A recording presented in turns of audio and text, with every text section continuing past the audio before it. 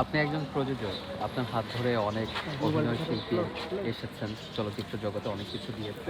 কিন্তু যে সমস্ত কিংবদন্তি চলে যাচ্ছেন, তাদের মতো করে নতুন কিংবদন্তি তৈরি হচ্ছে না কেন? কি মনে হয় আপনার কাছে? এবং এই কিংবদন্তির অভাব তরুণ প্রজন্মের যারা আছে, তারা কি কখনোই পূরণ করতে পারবে কিনা? এখন কথা বলতে গেলে একটা সেই আগের কথা বলতে হয়। যায় দিন ভালো, আসে দিন খারাপ। ঠিক আছে? এই কথাটাই সত্য। আগে যে আমাদের যারা কিংবদন্তি ছিলেন, যারা হিরোরা ছিলেন, কেউর সাথে কেউ মানে দ্বন্দ্ব ছিল না। সবাই মিলেমিশে কাজ করতো। আমরা এমনও দেখছি যে এক ছবিতে ৪ জন ৫ জনও হিরো ছিল। ৩ জনও হিরো ছিল।